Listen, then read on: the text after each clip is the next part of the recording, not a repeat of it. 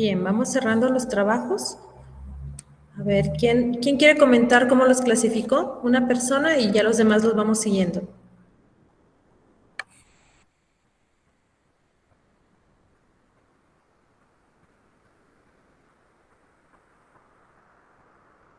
A ver, vamos.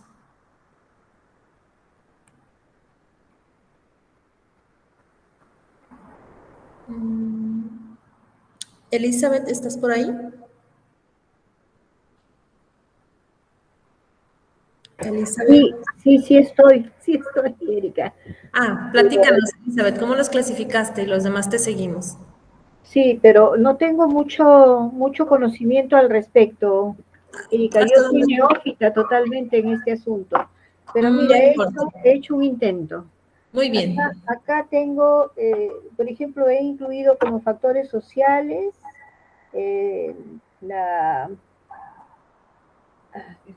la disfunción familiar, la violencia física o sexual, el, el acoso escolar, la falta de red de apoyo social, la comunicación familiar fracturada, la violencia intrafamiliar, el abuso psicológico, el aislamiento social, todo eso lo he incluido dentro de los factores sociales. Y Después si, en factores, he puesto un grupo de factores personales.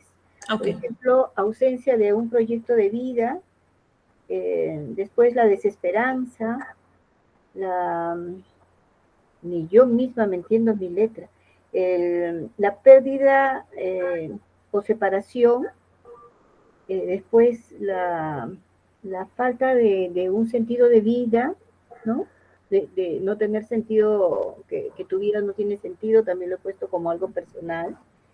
Y después también la falta de habilidad para resolver problemas. Y después he incluido un grupo de factores físicos que son la discapacidad y el dolor crónico. muy bien, muchas gracias, Elizabeth. Para ser, dices, no muy versada en esto, lo hiciste bien. Imagino que en lo de social también incluiste lo familiar, que iban muchas cosas ahí, ¿verdad? Como un grupo Sí, social. sí, sí, Muy sí. bien, muchas gracias. ¿Alguien tiene algo diferente o están de acuerdo con Elizabeth?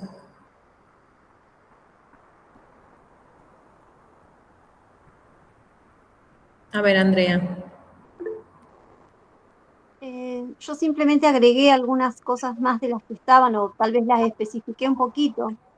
Por ejemplo, en lo personal, la vulnerabilidad que puede sentir la persona, eh, el no poder decir lo que le pasa, la sensación de desamparo, la tristeza profunda, una depresión. En cuanto a lo social, el rechazo de los pares, por ejemplo, si son jóvenes, Así es. sentimientos de sentirse incomprendidos, el miedo a la vida. Y en cuanto a lo físico, por ejemplo, la enfermedad, que a veces se sienten estigmatizados. Muy bien, muchas gracias. Nos vamos a quedar nada más con esas participaciones por cuestión de tiempo, pero ¿de qué sirve? Este ejercicio, ¿qué utilidad tiene para nosotros? Ahorita les voy a poner más factores porque son muchos más y va dependiendo la persona, pues es los más factores que vamos a encontrar. Pero a ver, ¿quién de ustedes me quiere decir, bueno, es que yo creo que sirve para tal o cual cosa? A nosotros, desde el canal en que cada uno esté, ¿de qué me sirve? Mucho estuvo, bueno, al menos a mí de lo que participó Tere, mucho me hace eco de por qué nos sirve. Paula, te escucho.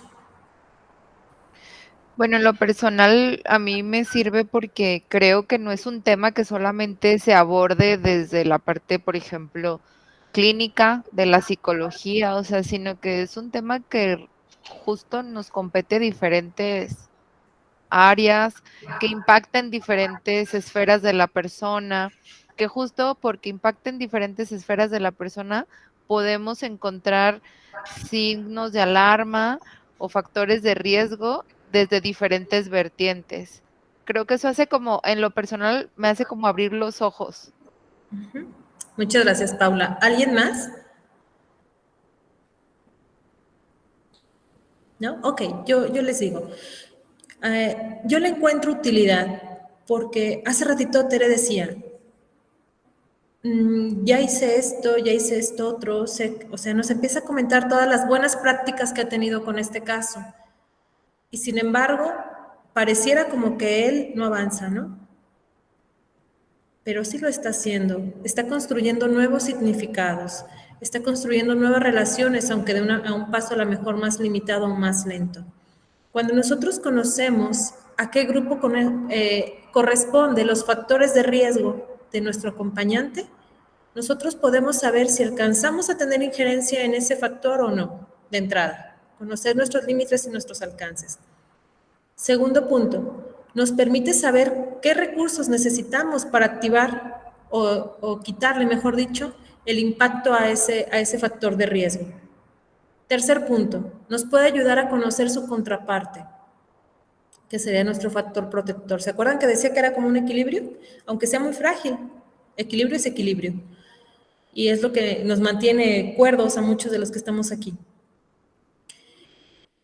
Otro punto, cuando nosotros conocemos los factores de riesgo y también se los socializamos a la persona, le devolvemos un poquito de control ante esta situación que parece caótica. Ejemplo, si por ahí alguien dijo dolor crónico, que estaba en lo del biológico. Yo no soy experta en manejo de dolor. Sin embargo, desde mi formación, puedo hacer algunas técnicas que tengan impacto en esa percepción de dolor. Pero algo más, me abre los ojos, así como dice Paula, de saber que si atrás de esta ideación suicida hay un mal manejo de dolor crónico, entonces puedo asirme de mis compañeros médicos de la clínica del dolor o sugerirle, consigue apoyo por este lado y nos vamos haciendo una red más sólida. ¿Se acuerdan lo que decía? Yo como psicóloga no sé manejar opioides ni nada de eso, pero conozco quien sí lo sabe hacer. Y también conozco la ruta por la cual la persona puede acceder a esos servicios de salud. Entonces, si por ejemplo mi acompañante es una persona que tiene tanto dolor crónico mal manejado que le hace pensar en que es mejor morir que aguantar esta situación, yo como profesional también ya sé una ruta que puedo seguir. Y así con cada factor, si yo voy viendo que el factor de riesgo que está muy latente o está predominando mucho en mi acompañante, ¿puedo ingerir en él? Trabajo ahí. Porque si no iría así como dando tumbos, ¿no? Así como que, ¿y ahora para dónde? Pues le vamos a atinar por este lado, no, ahora voy a experimentar por este otro. Pero esto me va marcando como una ruta. ¿Sí me doy a entender? Entonces, esas son las utilidades que yo les encuentro. Y también nos sirve para ir creando programas integrales, donde si yo ya conozco que una situación biológica me está desencadenando una situación más complicada, ir viendo cómo la resolvemos desde una manera más integral o más sostenida. Aquí les puse otros, algunos se van a repetir. Por ejemplo, la presencia de trastornos mentales.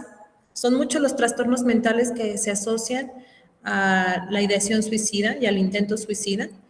También un factor muy importante, estos dos primeros, la presencia de trastornos mentales y el uso de sustancias tóxicas sumadas a una personalidad impulsiva, es una bomba de tiempo en los adultos. En los adolescentes también. Y en los niños, solo en aquellos que usan sustancias, pues, que ya de entrada, para que un niño esté usando sustancias, nos habla de un entorno familiar muy conflictivo y muy deteriorado. La historia de suicidios en la familia, como también me imagino que ya lo escucharon en la mañana, cuando hay un suicidio en la familia, esto se hace como un dominó. Es más probable y aumenta el riesgo de suicidios en las próximas generaciones o incluso en la generación reciente. Los disgustos familiares, los motivos amorosos de rupturas, infidelidades, enfermedades graves o incurables. Mencionaron por ahí la diabetes. La diabetes es una de las enfermedades que tienen más asociación con suicidio, porque algo pasa que les genera mucha dificultad en la gestión de emociones y también son personas que tienen mucha impulsividad en la mayoría de los casos, pues, pero es una de las enfermedades que junto con el cáncer que se asocia a una tasa alta de suicidio.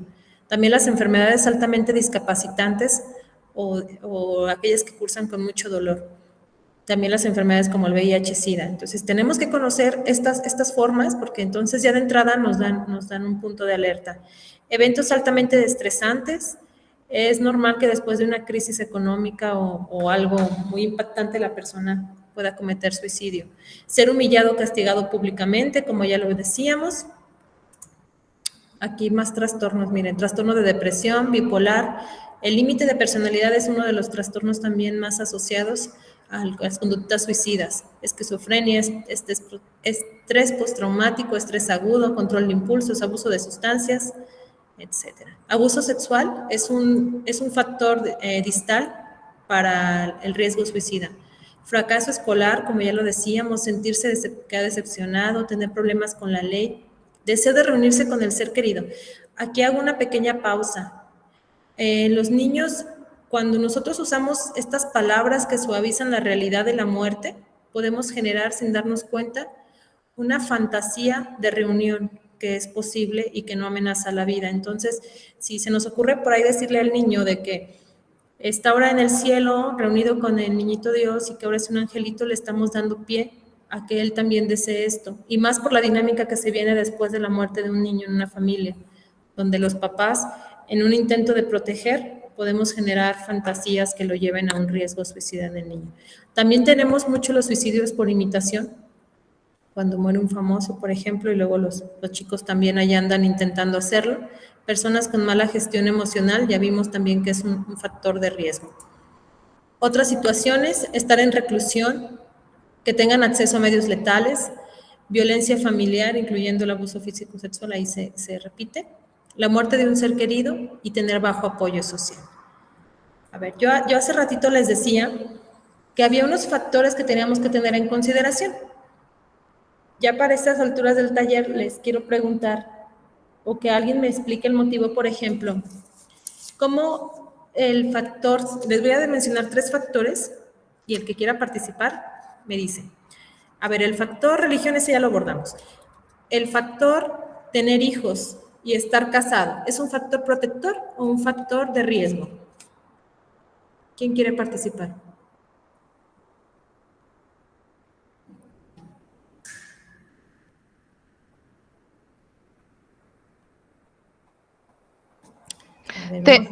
¿Tener hijos y estar casado, dijo? Ajá, tener hijos y estar casado. ¿Qué opinas? ¿Es un factor de protección o un factor de riesgo? Pues de protección, ¿no? Bueno, dependerá de cómo sea la dinámica. Muy bien dicho. ¿Por qué una y por qué otra? Platícanos un poquito más.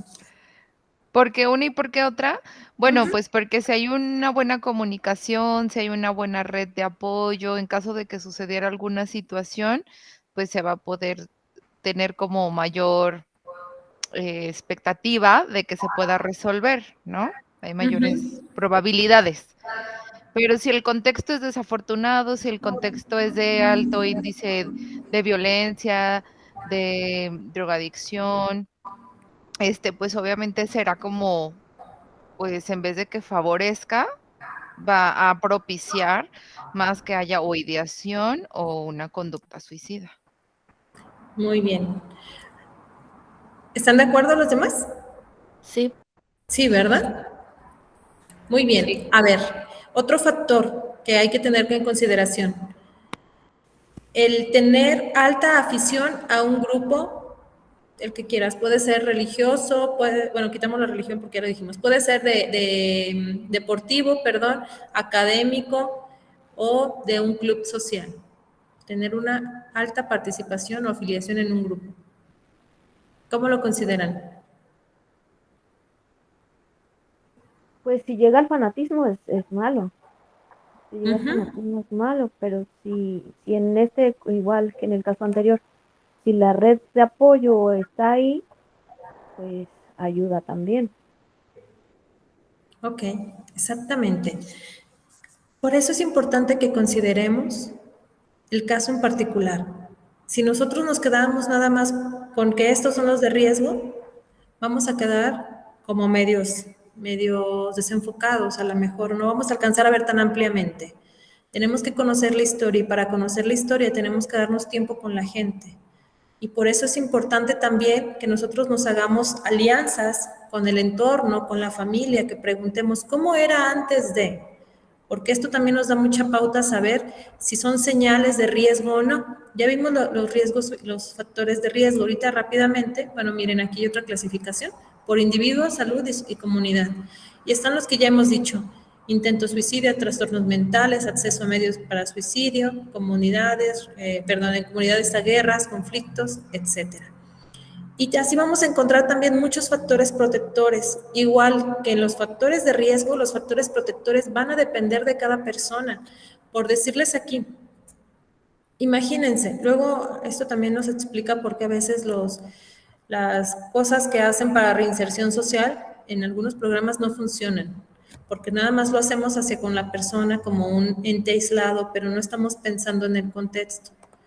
Por decirles aquí, que yo trabaje nada más con una persona que tiene intento suicida y tiene malas habilidades sociales. Entonces yo le empiezo a nutrir sus habilidades y le enseño a que comunique mejor sus cosas, que pida las cosas casi, así se los voy a decir muy burdamente, hasta por favor y con gracias, ¿no? Y cuando regresa a su entorno, y si en su entorno eso que está aprendiendo conmigo no encaja para nada, ahora sí va a salir peor el remedio que la enfermedad, porque entonces va a ser el blanco de ataques, de burlas, de, ya ves, si estás loquito, vas con la psicóloga, ya hasta te está mansando, ¿no? Y entonces aquellas cosas que para la persona van a significar y que nosotros tenemos comprobado que es un indicador de desarrollo humano, en su entorno no cuadra. Y entonces lo que nos platicaba Roberto hace ratito, ¿qué peso tienen los factores culturales? La respuesta es mucha. Porque si yo no trabajo con el entorno, si yo no trabajo con su comunidad, mi acción va a tener muy poco soporte. Cuando no tenemos a nadie más con quien estarnos agarrando, tenemos que enseñarle a que construya nuevas redes. Y si nosotros somos su única red, porque a veces pasa, que al menos nosotros seamos esa persona resiliente en la que puede hacer eco su sentir.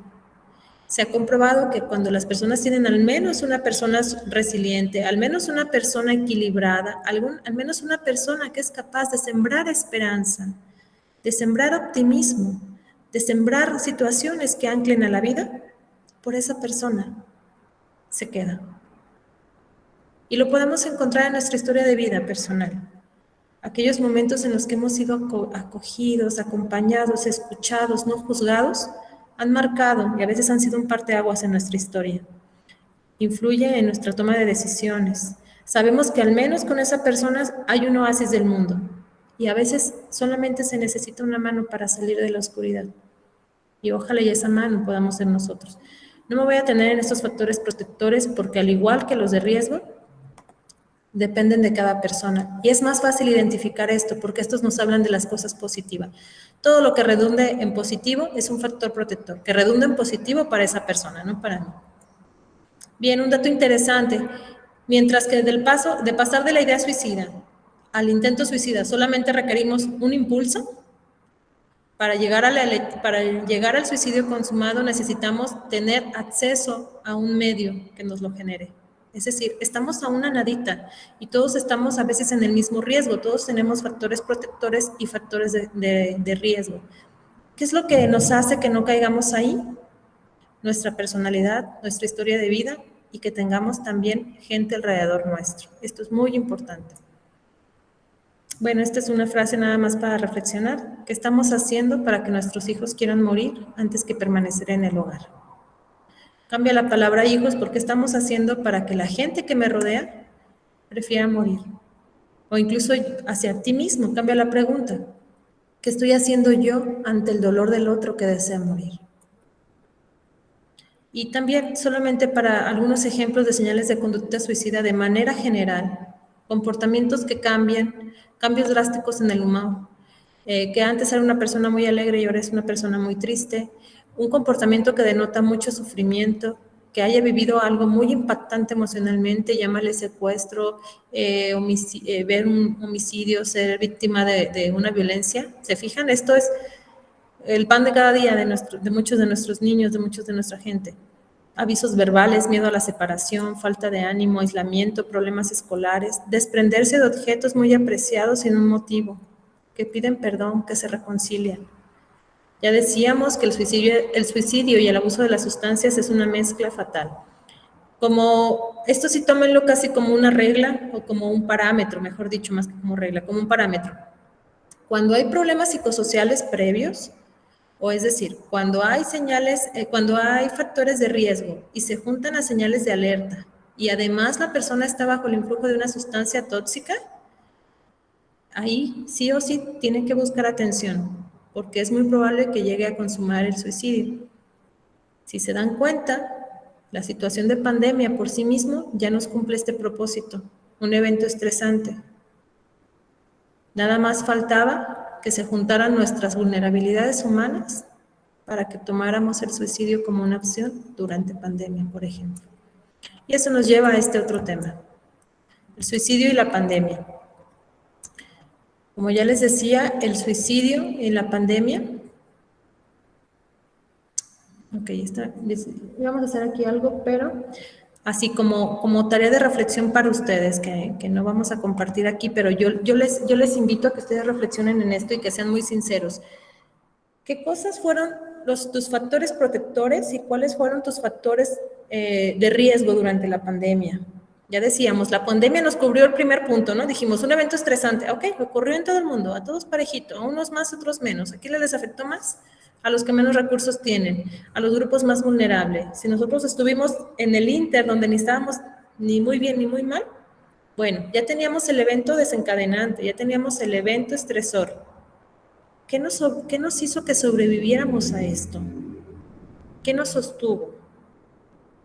¿Qué nos ayudó a enfrentar la pandemia? ¿Por qué tú o yo o cualquiera de los que estamos aquí no nos suicidamos en la pandemia? Algo nos mantuvo. ¿Qué fue? Es misión de cada uno encontrarlo, agradecerlo y fortalecerlo. Y si se puede, infundirlo en los que están alrededor nuestro. La pandemia puso al descubierto nuestras carencias, puso al límite nuestros recursos. Era una crisis. Nos hizo dudar incluso de los más cercanos. Fue un tiempo, y es un tiempo para muchos todavía, de pérdidas en cascada. La pandemia puso a prueba nuestra resistencia, nuestro amor por la vida, nuestra capacidad de adaptarnos, nuestra capacidad de querer, nuestra capacidad de ayudar.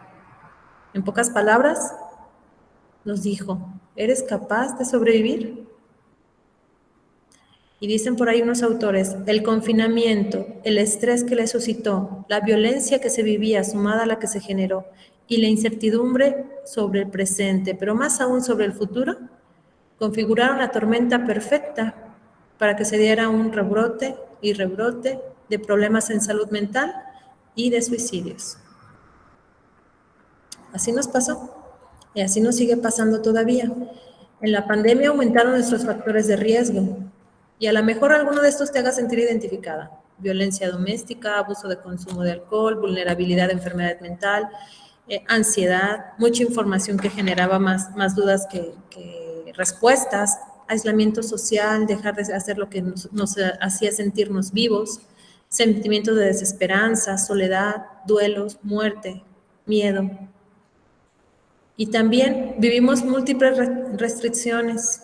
Nos quitaron nuestro entorno.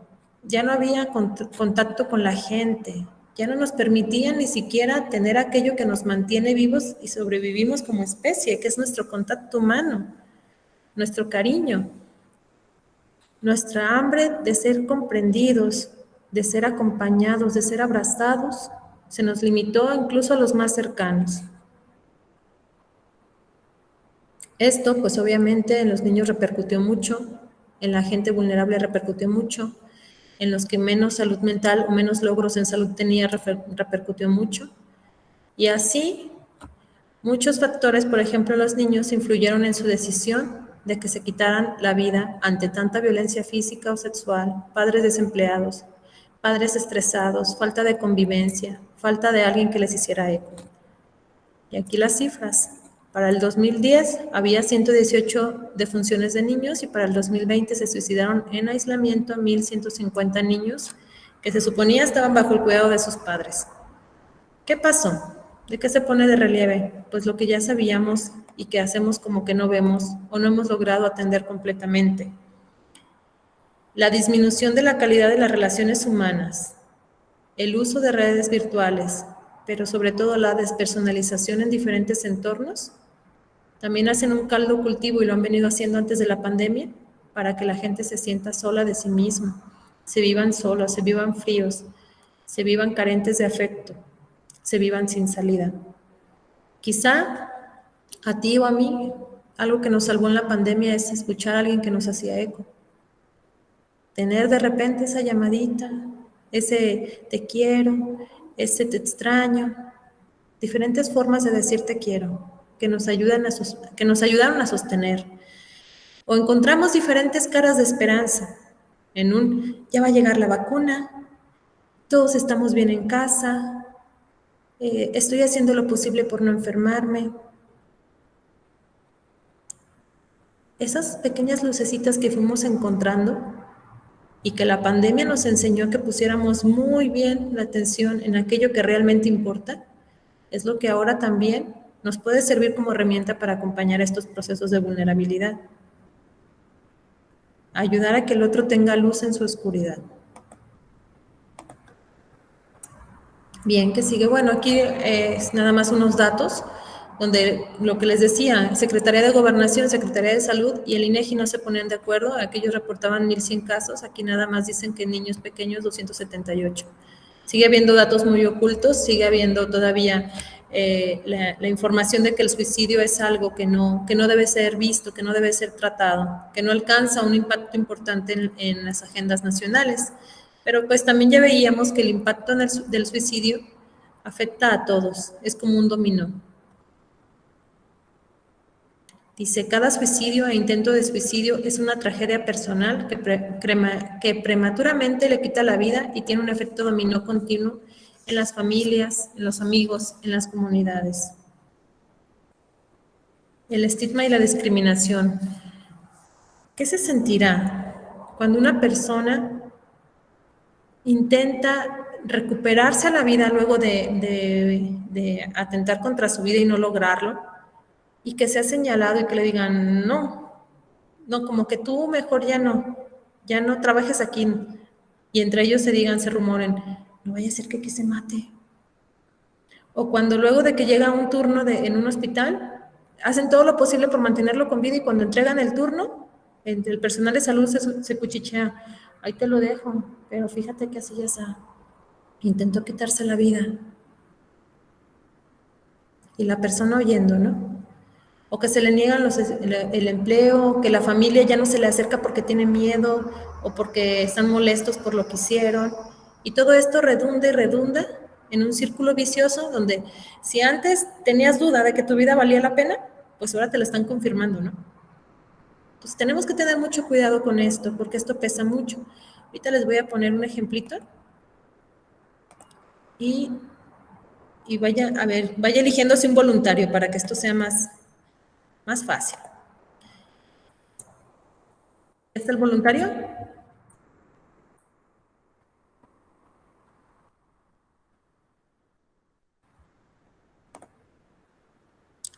¿Ya tenemos voluntario?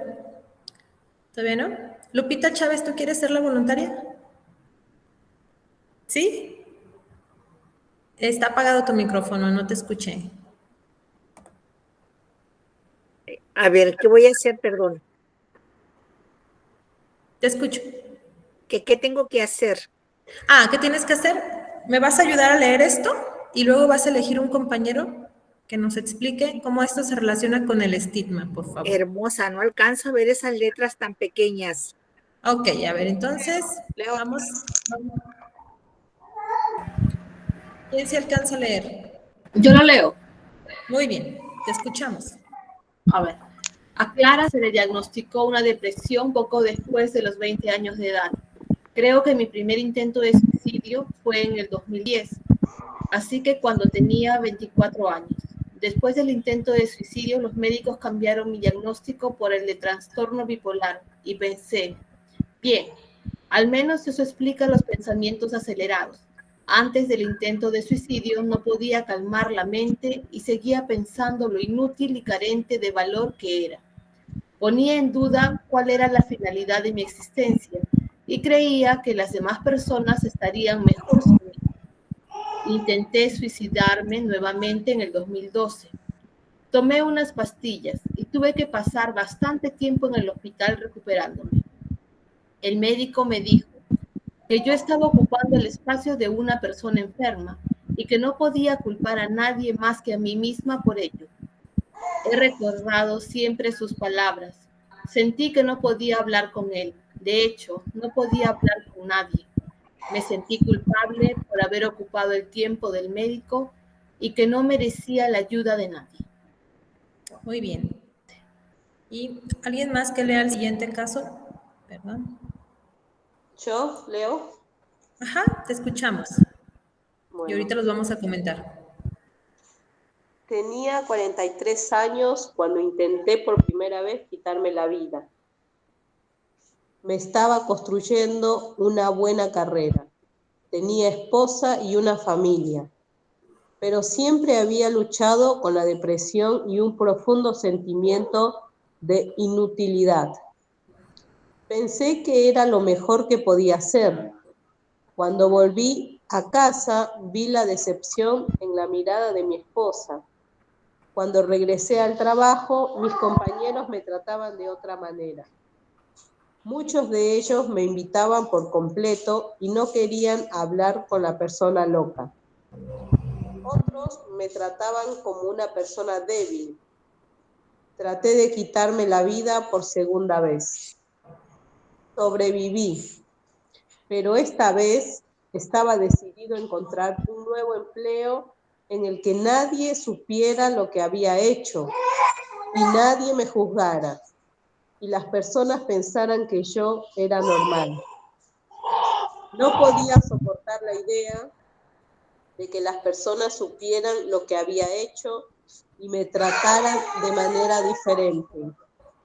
Me sentía muy avergonzado, como si tuviera una señal en la cara que les dijera todo lo que había hecho. Sentía que tenía que ocultar mis emociones y pensamientos, incluso a mi esposa y a mis hijos. No podía hablar con nadie. Muy bien, muchas gracias por la lectura a ambos. ¿Qué encuentran en estas historias? Podemos hacerlo de la siguiente manera, que no sea nada más una persona para que no sienta así como que toda la carga, pero podemos hablar un poquito de la estigmatización y si encuentran factores de los que ya venimos hablando. Andrea. Yo lo que encuentro es que juzgan y también encuentro como que se alejan, distanciamiento, no hay acompañamiento, hay como distancia, ¿no? Y eso no le hace bien a la persona. Muy bien, gracias. Andrea, te escuchamos. ¿Qué encuentras en las historias? Tu micrófono, Andrea, por favor. Perdón. Dolor, mucha angustia, desconocimiento de lo que les pasa y no poder comunicar también, mucha culpa, mucha vergüenza. Gracias. Tere, te escuchamos. Gracias. Yo encuentro mucha falta de empatía de las personas que están alrededor del suicida. Sí. Muchas gracias, Tere. Lo básico, menciona Tere, la empatía, ¿no? En el primer caso, la chica va a un servicio de salud y el médico le contesta con algo que hace un eco tan profundo. Me hace recordar que la relación médico-paciente se basa en las palabras y en los hechos. Y a veces estas palabras pueden incluso echar para abajo mucho trabajo que ya lleven hecho, tanto el médico con el paciente o incluso disminuir la adherencia terapéutica y quitarle la credibilidad al médico o al personal de salud. Pero aparte son palabras que marcan. ¿Se fijan cómo en el primer caso ella dice, me sentí culpable por ejercer un derecho, el derecho a la salud, el derecho a ser atendida? Pareciera como que todavía estos intentos suicidios los vemos como los apestados, como los desadaptados, como los que nos hacen perder el tiempo. y no los vemos como con esa dignidad que tienen de persona que está sufriendo. ¿No sería lo mismo como cuando le tenemos respeto, empatía, compasión a alguien que está teniendo una enfermedad grave? ¿No sería lo mismo? Solamente que acá el nombre es distinto. Y luego en el segundo caso, ¿qué pasa con el señor? Dice que hasta se tiene que cambiar de lugar de trabajo para que nadie sepa lo que ha hecho. Pero él siente como que en la frente trae marcado un estigma, ¿no? Como que todos saben. Eso es incomprensión también.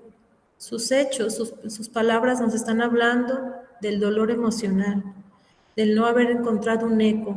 ¿Se acuerdan cuando decíamos, es importante el tener eco, que me ayude a sobrevivir a esto? El saber que al menos a uno le importa. ¿Cómo hubiera sido mejor esto? Y esto ya es un poquito de intervención. ¿Qué hubiéramos hecho con lo que ya sabemos, con lo que ya vimos, con los factores que ya ubicamos?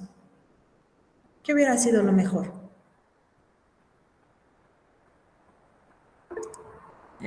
Paula y luego Vilma, por favor. Ah, Andrea, ¿ibas a hablar también? Vi tu mano. Ok. Pues yo creo que sobre todo, bueno, en el caso de la otra chica, pues obviamente el comentario que le hace el personal de salud, pues estar como preparado, saber cómo debe de ser esa intervención que tienes que hacer con la persona que está bajo esa situación. Y me enfoco también en el otro caso, que yo creo que es muy importante abordar a la familia y darle la información necesaria, darle como esta parte de psicoeducación, eh, darle como estas herramientas, tips, bajar como la información a un nivel que pueda ser digerible, porque de pronto dan la información muy técnica, pues, y se necesita dar ejemplos, se necesita dar como esta información más digerible para la familia y justo evitar que con los actos, porque seguro, porque justo ahorita yo pensaba eso, decía, bueno, ok, entiendo que estamos como lastimando a la persona que intentó suicidarse, pero ¿qué pasa con todas las emociones de los familiares que también igual son válidas, ¿no? Que también igual son importantes y que pues tampoco son los malos de la película, sino que simplemente son los que no tienen la información, los que no conocen, ignorantes a lo mejor, no desde un punto despectivo, sino porque justo ignoran. Entonces creo que falta como atender el grupo cercano, ¿no? Muy bien, gracias. Vilma, te escuchamos. Percebi o sofrimento dessas duas pessoas, né? Porque também não se sentiam amados, não tinha empatia com eles, faltava amor, que buscaria ser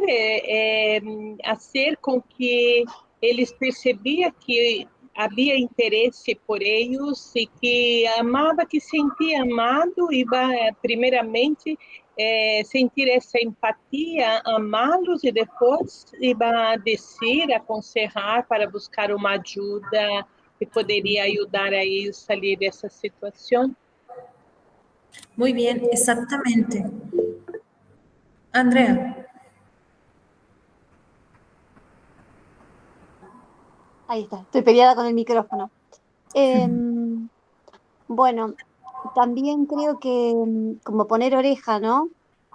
Esas personas no estuvieron como escuchadas, como acompañadas, desde que no, por ejemplo, la chica tuvo paz cuando supo su diagnóstico, pero después recayó, le faltó acompañamiento, como decía Paula, acompañamiento a la familia también, más, más solidaridad de parte de los profesionales, eso sería creo algo importante. Así es. Y ellos se quedaron viviéndose ellos con su misma situación. ¿Cuán diferente sería la historia si hubiéramos partido de lo básico? De esa escucha que acompaña, de esa empatía, de ese reconocer en el otro su dolor, su derecho a sentir, validarle lo que está viviendo y que se supiera acompañado. Y también nos abre entonces el panorama a que también los profesionales sentimos y en nuestras necesidades nuestras necesidades se van mezclando con el otro. Eso también es muy importante que sepamos. Que a veces hacerlo más sencillo es lo que nos cuesta más trabajo. A mí me ha pasado que luego me dicen, o sea, ¿cómo? Después de haber estudiado tanto y lo que quieres es que escuche al otro, ¿sí? Después de haber estudiado tanto y lo que quieres es de que ponga atención a lo que el otro diga, ¿sí? Protocolos de intervención ya hay. Si la amenaza no es gravísima, si la amenaza es gravísima, se hospitaliza, se estabiliza médicamente y se procede luego ya al apoyo psicosocial. Si la amenaza no es gravísima, se pasa al trabajo psicosocial, donde se activan las redes de apoyo, las que haya, y si no hay, se generan a través de organizaciones e instituciones. Y entonces empieza también la parte de educación, como bien decía Paula, psicoeducar en estos temas, desmitificar, aterrizar la información, sensibilizar al personal y trabajar en el grupo que esté más cerca. A veces nuestro grupo más cerca es el vecino. No, a veces no tienen ni vecino, no, pero va con un sacerdote, por ejemplo, va a misa y ahí platican, pues vamos con el sacerdote. O a veces la única red, no hay red, bueno, lo invitamos a integrarse a un grupo, por ejemplo, de personas sobrevivientes a intentos suicidas, o a un grupo de escucha de personas que han transitado un duelo. Pues ni siquiera conozco esa red, ok, no existe. ¿Qué más nos queda? Nos quedan las ayudas telefónicas. Por ahí decía una compañera, 24 horas ayuda telefónica. Todo aquello que le dé una sensación de seguridad. También otra forma que se trabaja mucho y funciona es que construyamos un plan de seguridad, donde anotemos desde personas, teléfonos, personas cercanas, instituciones, frases que motivan a la vida, el número de contacto del psicólogo que está llevando su caso, el número de contacto de urgencia del psiquiatra que está llevando su caso. Ahí también le escribimos el recordatorio, aleja el medio con el que estás pensando lastimarte. Si ya vimos que la chica toma pastillas, esconde las pastillas, ponlas bajo llave para que por lo menos en lo que vas y buscas la llave, la idea puede disiparse. Y tener esa tarjetita de vida así, casi como carnet de identificación, ¿no? Y recordar, ok, me escribí la frase, esto es una crisis y va a pasar, mi vida también ha tenido momentos bonitos o momentos valiosos. Por ejemplo, una frase así de cortita, tan sencilla, le recuerda a nuestra mente con lo que está leyendo, con lo que está evidenciando, que esto también es pasajero. Y que todo lo que escribí aquí son cosas, recursos valiosos, que como un salvavidas me ayudan a navegar así como entre la incertidumbre, el mar de incertidumbres y miedos y dudas que tenga. Esos son recursos y esto es intervención también, es intervención valiosa. ¿Cómo llegamos a eso? Creando una relación con el otro, mostrándole interés. Ahorita les voy a presentar un pequeñito videito que no quiero dejar de pasarles, que me gusta porque dice que todos estamos involucrados y que el personal que está de primer contacto es como, wow, lo mejor que puede hacer es acercarse a la persona y permitirle expresar. Pero ahorita lo comentamos, vamos a verlo. La gente va al médico por muchas razones, pero en ocasiones el verdadero motivo es mucho más grave que el manifestado.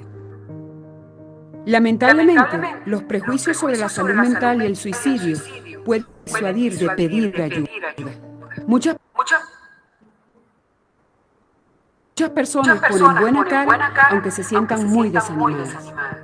El personal sanitario se encuentra en una posición única para detectar las señales de que alguien tiene problemas de salud mental o pensamientos suicidas. Puede hacer preguntas directas, pero con tacto, y dedicar tiempo a escuchar, mostrar empatía y ofrecer apoyo. Unas pocas palabras pueden hacer la diferencia.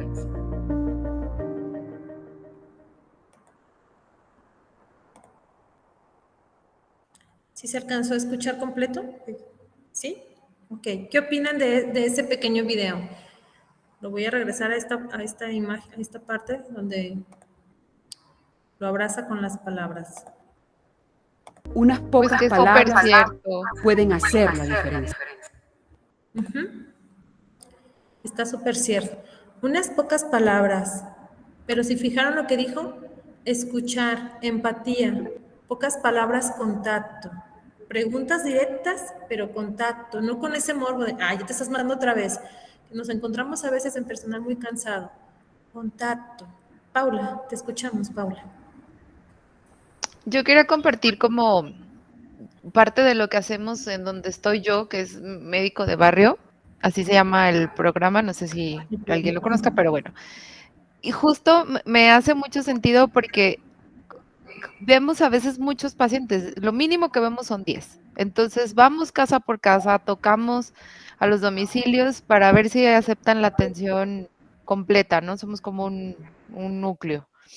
Entonces, a veces solamente tengo yo justo media hora, 30 minutos, hago detecciones de depresión, ansiedad, y de drogas y demás. Y a veces me he topado con que encuentras en el discurso del paciente una palabra que te sirve, o sea, que te da para mucho esta palabra importante y que con eso puedes darle como mucho valor, porque yo no voy a volver a ese domicilio, yo no doy seguimiento, nosotros detectamos y si detectamos, canalizamos al servicio más cercano. Hay comunidades que están en cuestiones muy desafortunadas porque el servicio más cercano, sobre todo de salud mental, está a 1 hora. Entonces, es como muy desafortunado, ¿no? Pero el poder dar alguna herramienta, alguna frase, como lo que mencionaste, algún tip. Yo trabajo mucho con arteterapia, entonces de pronto el darles como alguna estrategia de un diario de arte, de escribir, cosas que tú observas que de pronto pues ni cama tienen, o sea, y de verdad es complicado buscarle, pero la creatividad ahí hace de las suyas y logramos mucho, pero creo que sí es muy cierto, a veces si en media hora puedes escuchar y detectar que hay alguna situación importante y decir una palabra, podría, no sé si cambiar, pero tal vez podría por ese día modificar la manera en la que piensa. Entonces, creo que la esperanza, siempre les digo a mis compañeros en la maestría, creo que la esperanza de verdad de nosotros no debe de agotarse, pues, o sea, sí nos cansamos, sí de pronto te sacan de quicio, pero pues igual, o sea, te sales 5 minutos, respiras, no sé, y regresas. Creo que es como muy importante. Muchas gracias, Paula. Así es. Quiero también mostrarles otro videito que me parece que es más ilustrativo así. A ver, donde creo que es como la forma más fácil de sintetizarnos el trabajo que estamos haciendo hoy.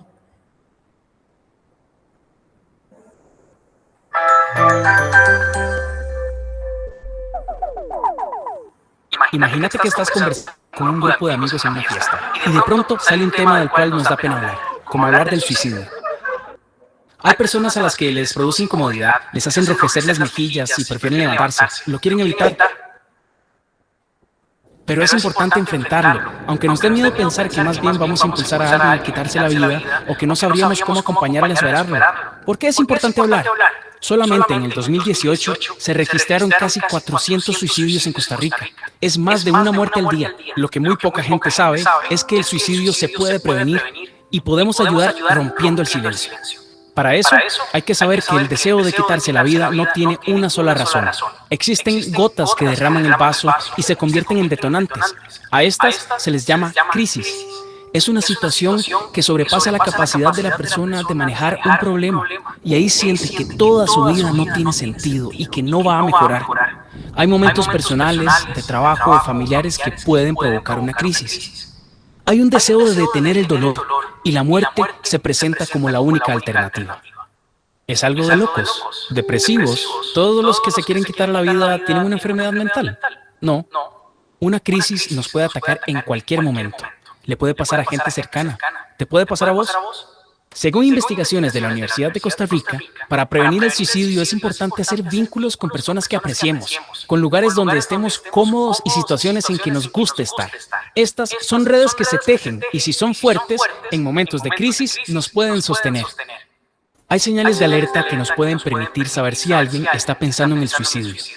Cambios fuertes en los hábitos es una señal. como querer estar encerrado siempre cuando es alguien sociable, o más bien querer irse de fiesta todos los días siendo alguien tranquilo. O decir frases como, yo quisiera dormir y no levantarme jamás, quisiera ir a un lugar lejos y no volver nunca. Si tenemos sospecha de que alguien tiene intenciones suicidas, debemos tomar valor y tener el coraje de preguntar si está bien. Hay que hablar y abordarle directamente. ¿Has pensado en hacerte daño a vos mismo? ¿Pensás a veces en quitarte la vida? Son formas de provocar una conversación al respecto. Y aquí empieza nuestra labor más importante: escuchar. Esa escucha debe acompañar, hacer sentir a esa persona que nos interesa lo que tiene que decir y ayudarle a buscar alternativas. ¿Qué podemos hacer? ¿Dónde podemos ir? Si yo señalo, juzgo o regaño, la otra persona se va a sentir mal y no vamos a ayudarle. Si después de conversar con nuestro familiar, amigo o amiga, pensamos que podría intentar suicidarse pronto, ¿qué hacer? Hay que ir de forma urgente al servicio de salud más cercano. No debemos dejar a esa persona sola hasta que pueda obtener ayuda profesional. Todo anuncio de intención suicida debe ser tomado en serio. Que no sea más tabú.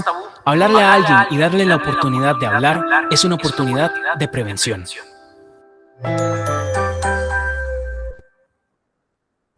Así es.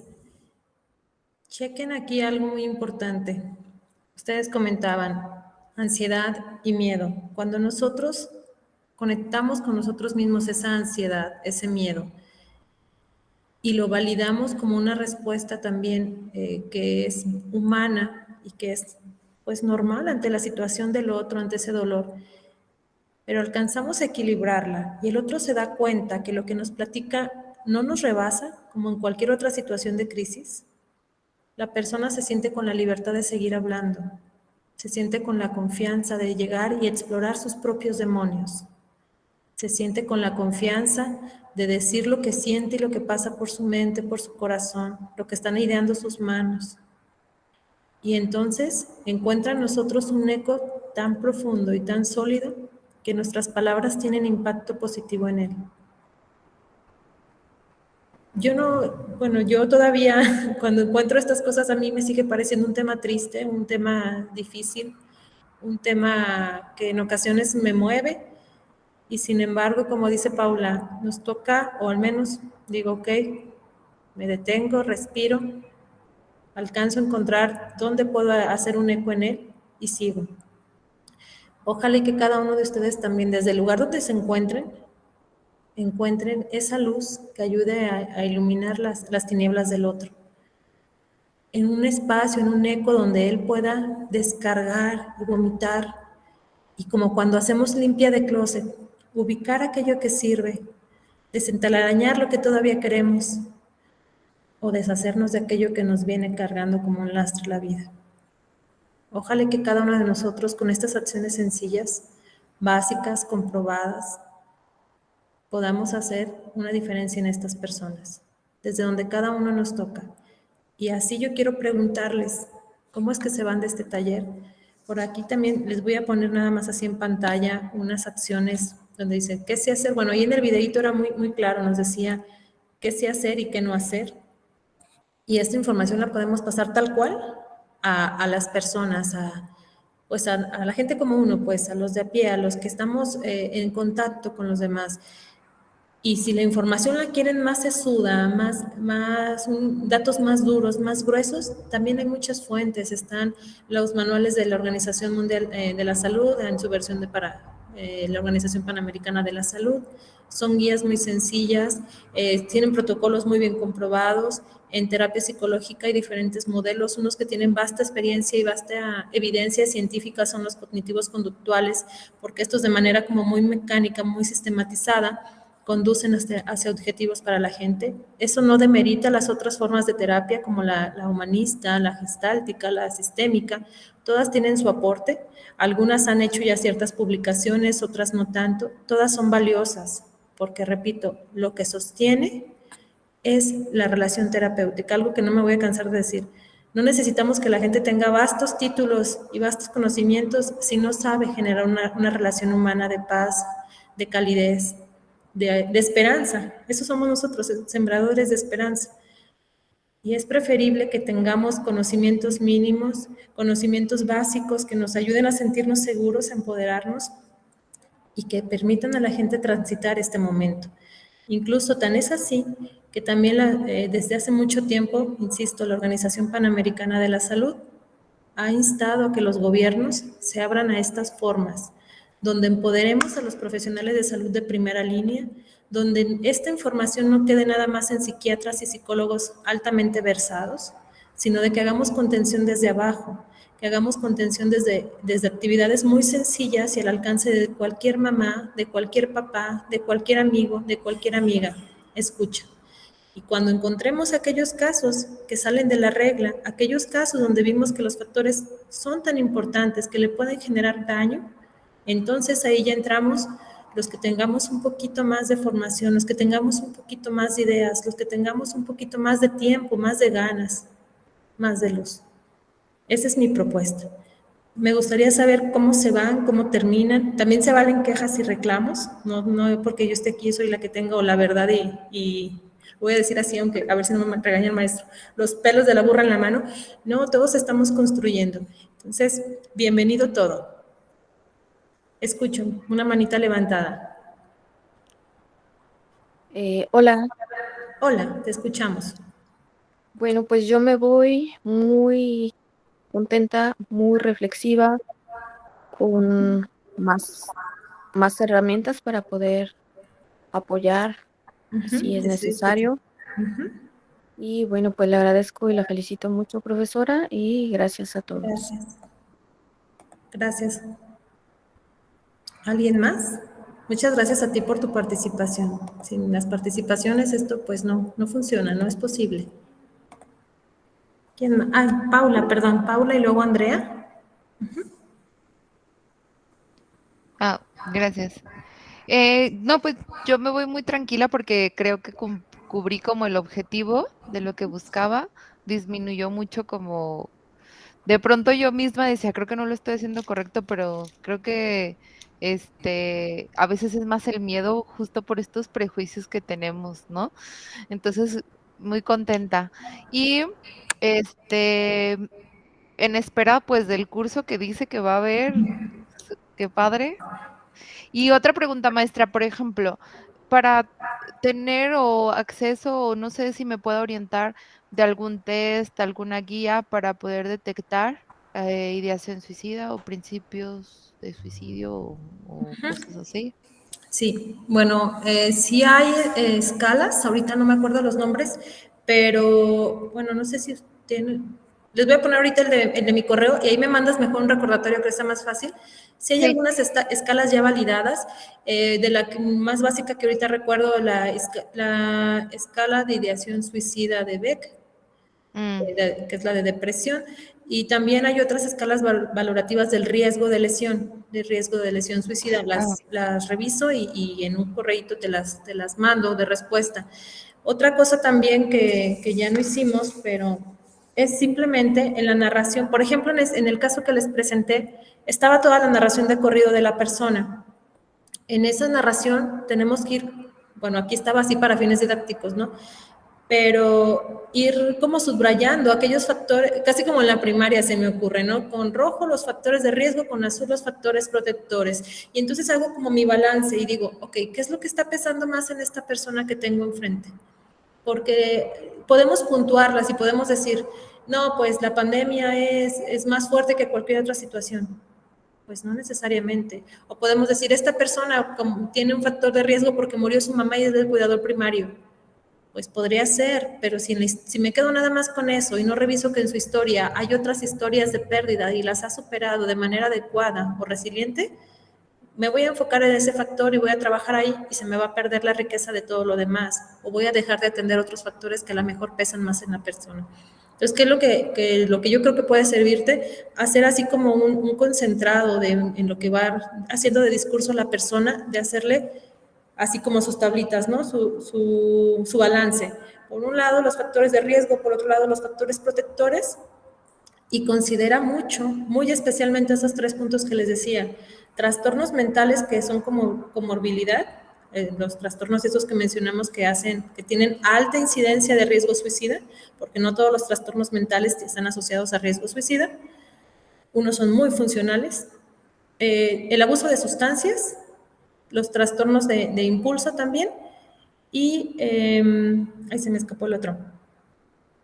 Bueno, el otro que tiene alta incidencia es el trastorno límite de la personalidad, como tal. Entonces, si ya de entrada sabemos que la persona tiene esta condición actual, y aparte sabemos que tiene muchos factores de riesgo evidente de atentar contra su vida. Si aparte también encontramos en la exploración o en el discurso, vemos que tiene algunas señales de autolesión, súmale alto dolor emocional, aunque no lo exprese como tal. Entonces son esos pequeños parámetros donde nosotros estamos dándonos cuenta que la conducta suicida se está manifestando de alguna manera. Antes de preguntar de tal cual, hay que crear esa relación de confianza. ¿Sí? Pero quedan pendiente, ahorita les pongo mi correo y ahí me recuerdas, por favor. Y mientras pongo el correo, perdón, es que me vino acá. Andrea y después Carmen para sus participaciones.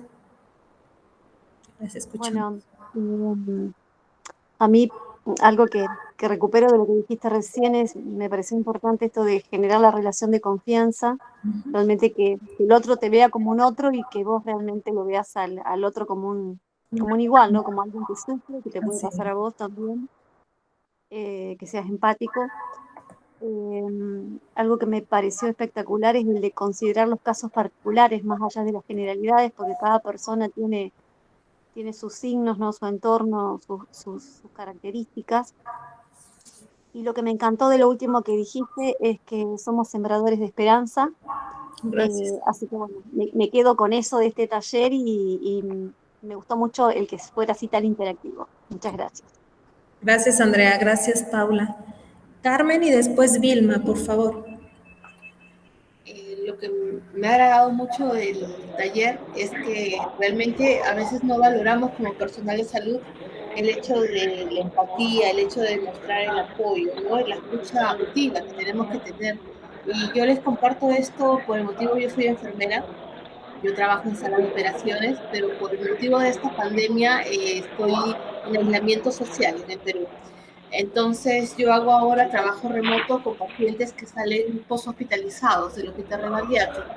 Entonces, para mí es limitante esta situación, puesto que por el hilo telefónico, por medio del WhatsApp, tengo que estar viendo al paciente, escuchándole todas sus incomodidades, la experiencia que ha pasado en el hospital, las experiencias que viene de vida, ¿no? Entonces, a nosotros nos ponen, por ejemplo, un medio de 15 minutos para atención del paciente, pero yo digo, yo no le puedo aportar al paciente mientras él me habla y me expresa todas sus emociones, sus sentimientos, lo que ha vivido en el transcurso de toda la experiencia de la hospitalización, ¿no?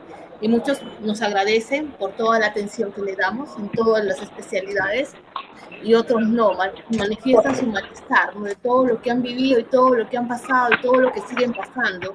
Ahora nosotros en el Perú hay demasiada burocracia en cuanto a la atención de salud después de la hospitalización, ¿no? Muchos de ellos no reciben atención, entonces muchos son postrados y para recibir atención tienen que ir a otro servicio de salud, al policlínico de origen, donde demora la atención, y la atención del hospital cuando salen no se las brinda, ¿no? Entonces también es ese disconfort.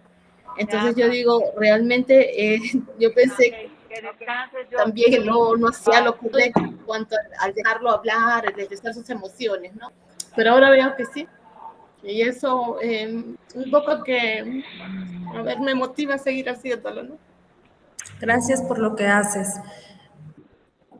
A veces las palabras, cuando encuentran un eco y son respondidas y lo respondemos con nuestro lenguaje no verbal, es suficiente. Hay miradas que abrazan, miradas que aman al otro y no necesitan palabras.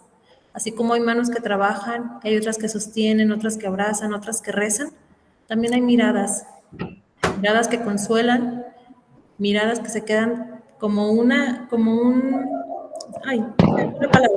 miradas que se quedan tan clavadas en el alma que a veces son miradas que nos sostienen en lo que sigue de la vida.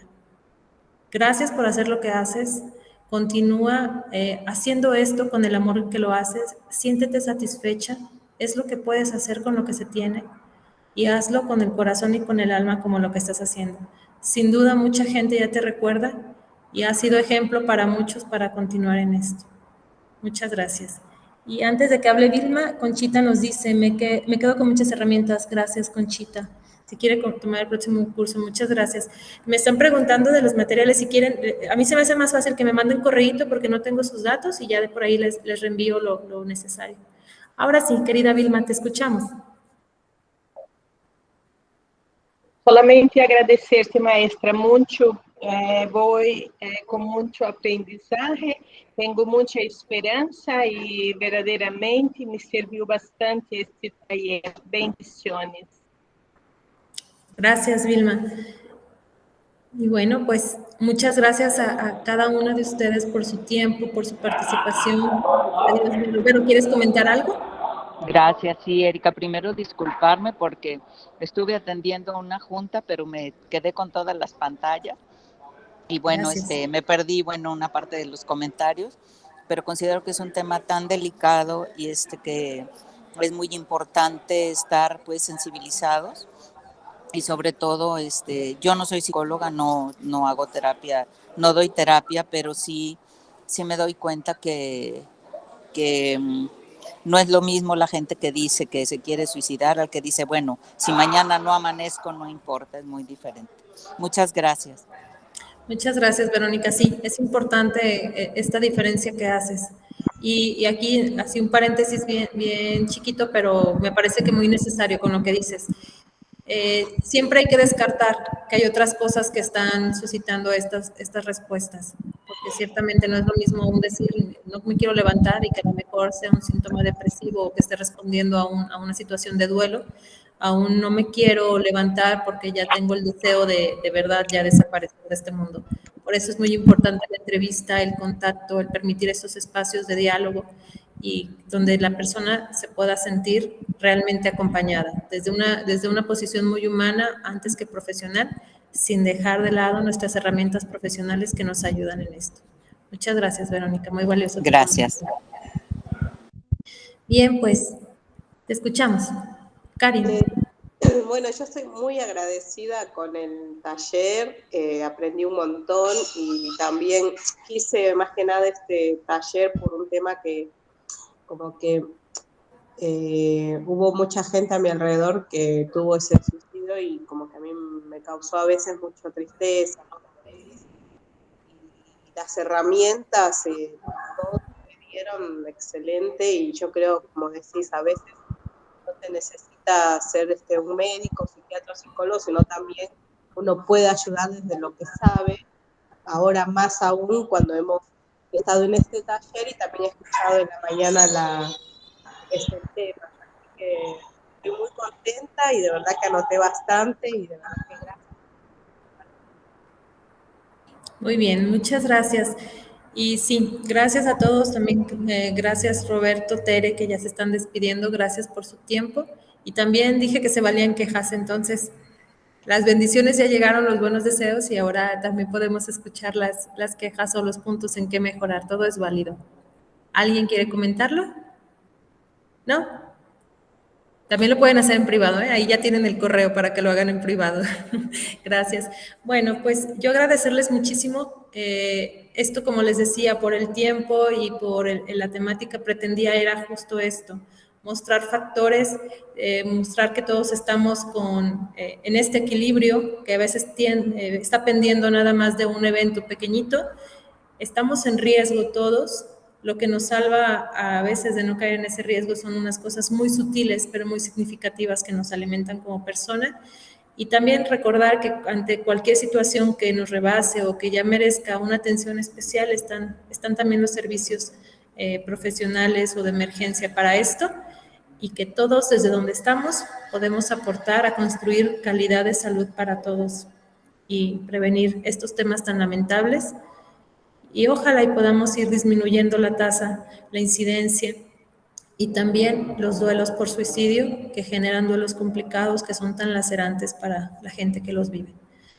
Les deseo una bonita tarde. Muchísimas gracias por su participación y por su tiempo, por el cariño, por estar aquí presentes y quedamos a sus órdenes para cualquier situación en que podamos apoyar.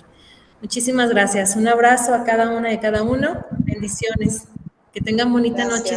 Gracias, Erika. Gracias. Muchas gracias. Gracias. Gracias, muchas gracias, gracias. Adiós. Gracias a cada una, gracias. Bonita noche, bendiciones. Igual, Es gracias. para ustedes, para los suyos y para la gente que acompañan.